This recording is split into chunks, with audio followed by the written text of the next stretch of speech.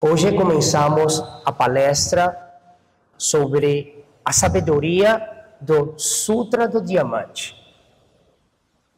E como todas as explicações dos sutras, se começa primeiro com a explicação do título.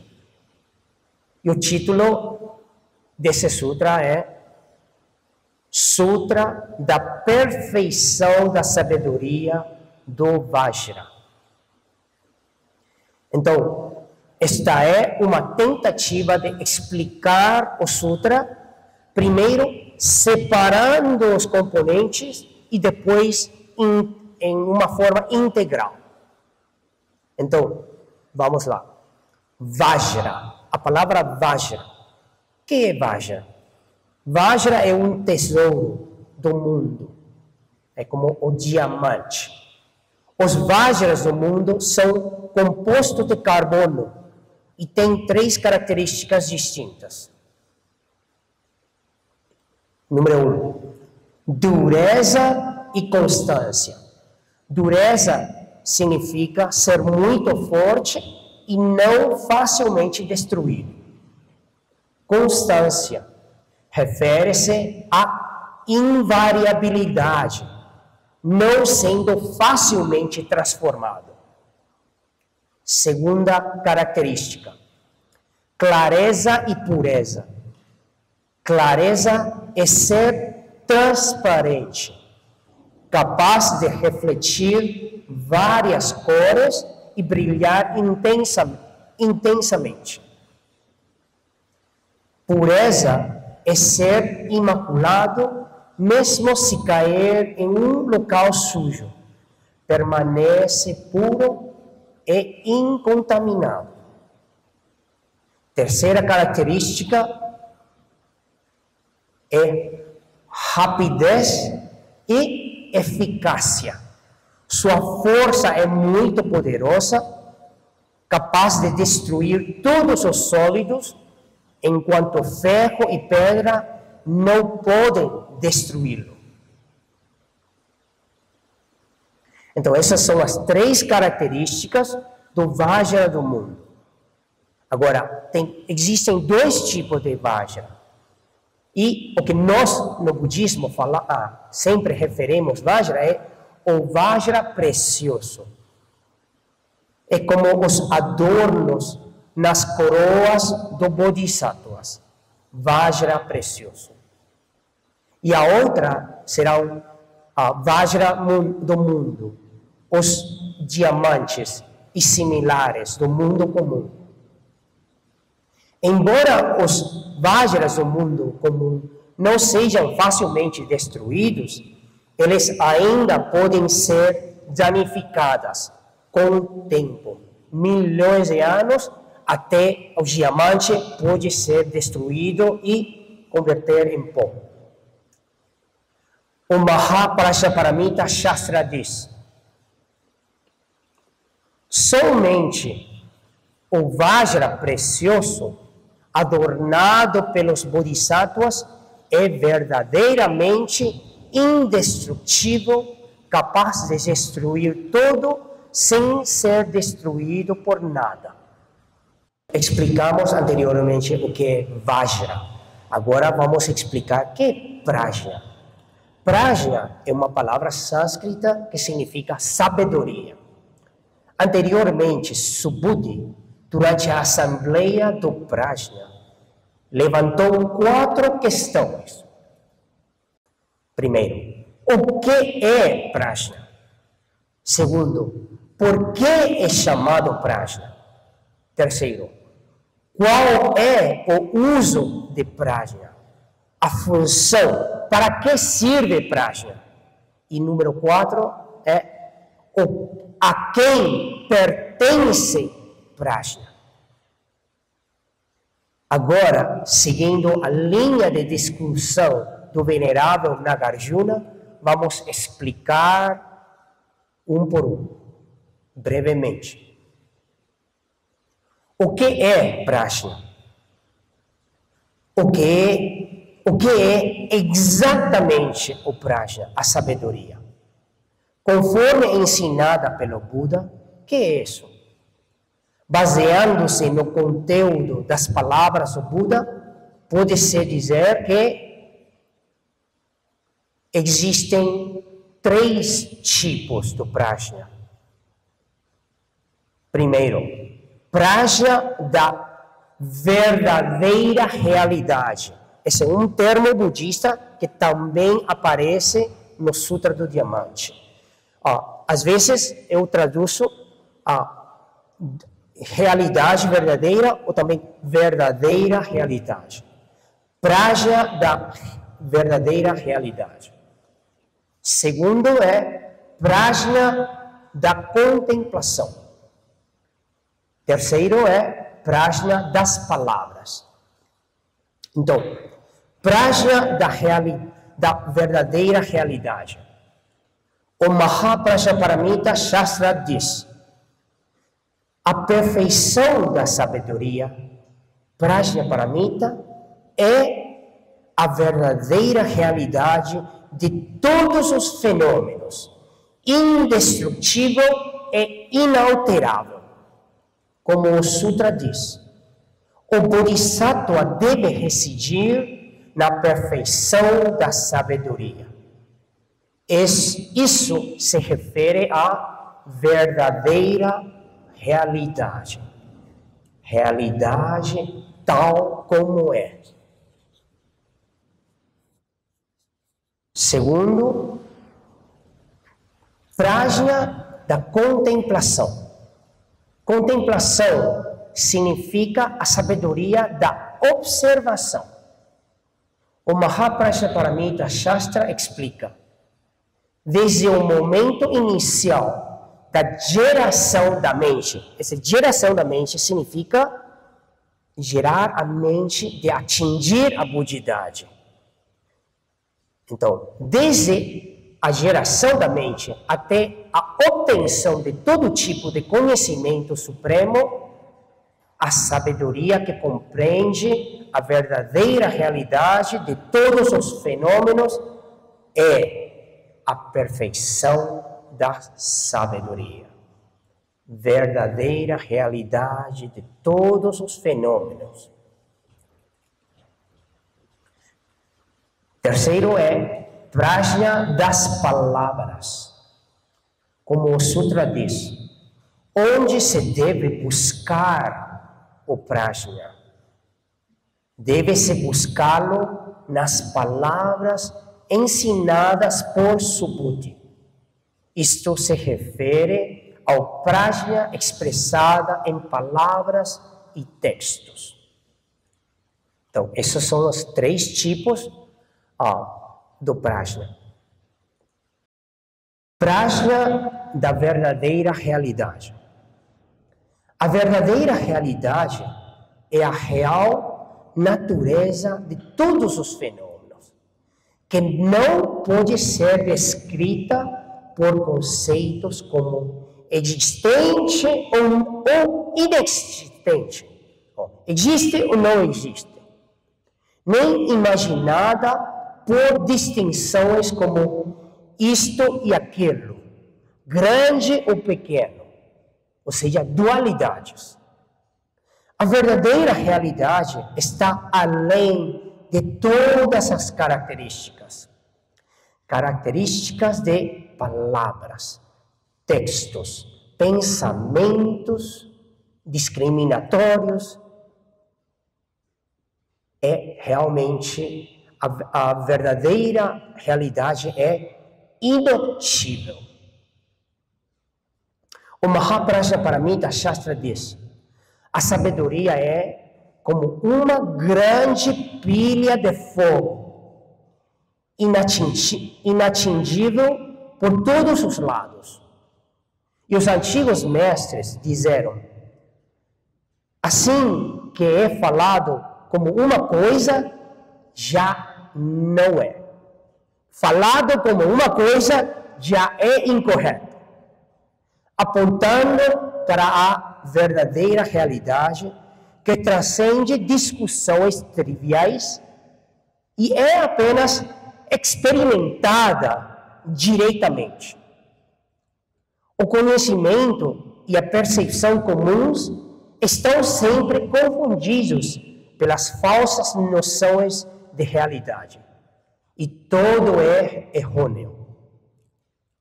Essa falsa compreensão ilusória não só falha em perceber a verdadeira natureza do sunyata, mas também não consegue compreender a realidade ilusória das ações. A verdadeira realidade do Buda, que vê o sendeiro do meio, aí diz, do silêncio absoluto, vê-se completamente a natureza, a função, a causa e o efeito de todos os fenômenos, livre de todas as características, que são todos os fenômenos. E como diz o Sutra do Lótus, somente o Buda e os Budas podem compreender completamente a verdadeira realidade de todos os fenômenos. Isto é, a natureza de todos os fenômenos, suas características, sua substância, seu poder, funcionamento, causa, condições, efeito, retribuição, sua conclusão final, etc. Portanto, tanto o sunyata como o surgimento dependente ou surgimento condicionado são a verdadeira realidade. Mas isso não é algo que possa ser compreendido por uma mente comum confundida.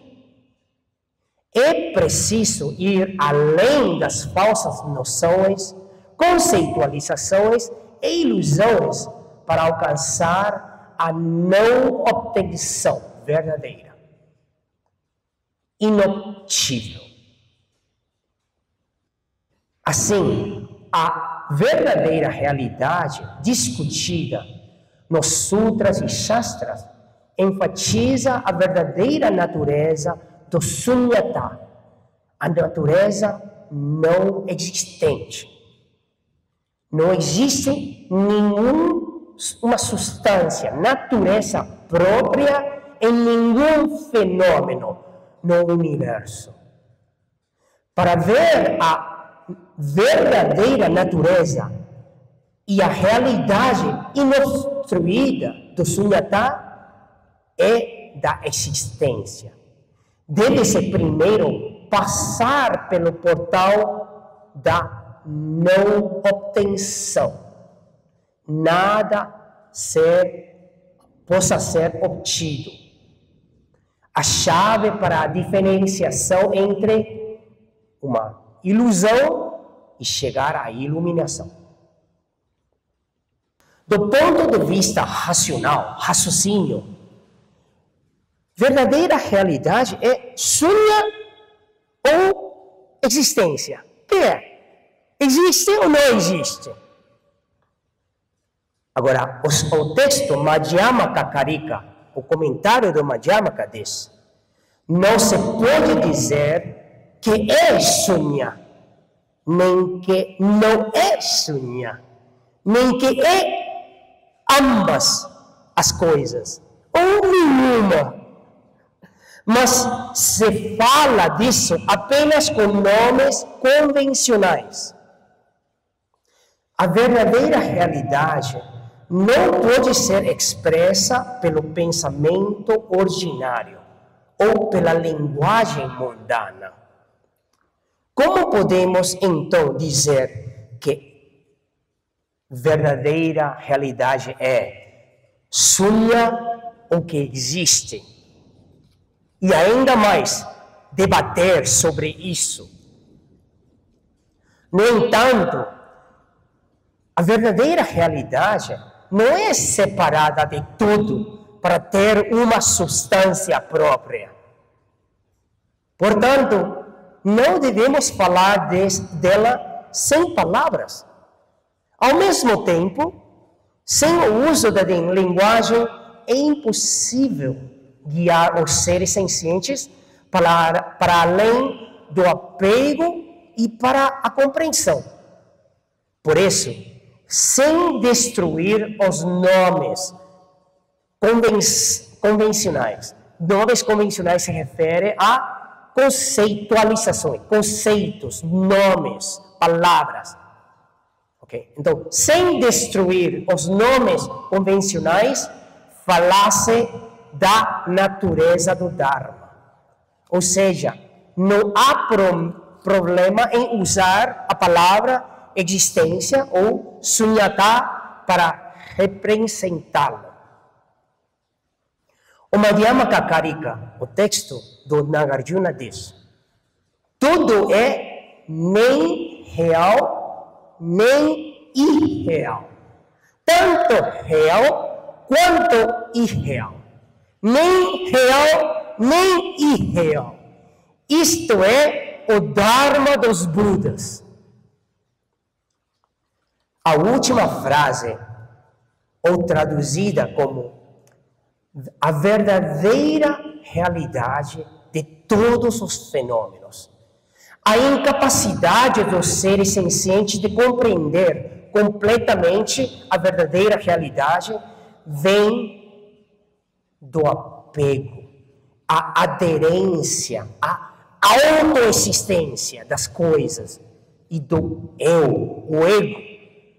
Por isso, ao ver cores ou ao ouvir sons, sempre pensam os seres, e nós pensamos que a natureza de cores e sons, é assim, cada coisa tem natureza própria. E definitivamente assim, não conseguimos liberar do nosso sofrimento. Porque devido ao apego, sofrimento surge. E devido a esta visão fundamental, errônea, surge a raiz do ciclo de nascimento e morte. Assim, o Sutra fala em todos os lugares que a verdadeira realidade não é existente, que a autoexistência é inalcançável. O próprio Sutra refere ao Sutra do Diamante, diz: todas as aparências são ilusórias. Se você vê todas as aparências como não aparências, então você vê o Tathagata. Esse ensinamento da inexistência de aparências, da verdadeira realidade, é reverenciado como a porta da liberação não dual, não dualidade, a porta da liberação. Isso significa que a verdadeira realidade não é nem sunya, nem existente. E no ensinamento de utilizar palavras para libertar do apego, a verdadeira realidade é alinhada com o sunyata, mas não devemos esquecer falar do sunyata último para salvar aos seres sencientes. O que significa isso? Palavras são convenções, linguagem são convenções, são ilusórias, mas são necessárias para nos ajudar a chegarem à realização da verdade, da verdadeira realidade. Algumas pessoas dizem, e quando fala de algumas pessoas, significa que não é correto ainda. É parcialmente correto, não é totalmente correto. Algumas pessoas dizem, a verdadeira realidade é a verdade objetiva, não criada pelo Buda, nem por outras pessoas. É o que é, comprovado pelo Prajna. Okay, isso é por um lado. Por outro lado, outras pessoas dizem, a verdadeira realidade é a verdadeiramente subjetiva absoluta, que transcende o sujeito e o objeto, a natureza própria da mente. Okay? Então, está falando que tem uma mente que pode realizar a verdadeira realidade. Então, é correto ou não? Parcialmente correto. Okay? De acordo. Até que é o que o Mahaprajnaparamita Shastra explica? A venerável Nagarjuna explicou assim: ver é um lado e o objeto é outro lado. Falar do sendeiro meio, falar do sendeiro do meio é estar além desses dois lados. Afastar do ver o que pode ver e o que vê é o sendeiro do meio. Somente ao transcender esta verdade objetiva e esta verdadeiramente pode-se corresponder à verdadeira realidade. Na explicação lógica, okay, a verdadeira realidade é o que é, comprovado pelo Prajna. Por isso, geralmente, é imaginada como objeto realizado. Ao mesmo tempo, na prática da meditação e sabedoria, a mente se liberta dos apegos e entra em comunhão, em alinhamento com o Prajna. Portanto, frequentemente é erroneamente tomada como o sujeito. Sujeito é aquele mente que pode realizar e o Prajna é o que é o realizado. Mas, realmente, para chegar à verdade, a verdadeira realidade, tem que desapegar do sujeito e também o objeto. No final, já não tem palavras. Então, no próximo domingo, vou continuar explicando o Prajna da contemplação e o Prajna das palavras, que é muito mais fácil. O templo inaugurou no ano 1993. Tem pessoas já recitando o Sutra do Diamante em chinês por 30 anos. Então, se hoje, ao escutar minha palestra, e você decide que não entendeu nada do Sutra, então está tudo certo. Porque se você entendeu e ainda está sofrendo, então não entendeu. 感谢大家，阿弥陀佛。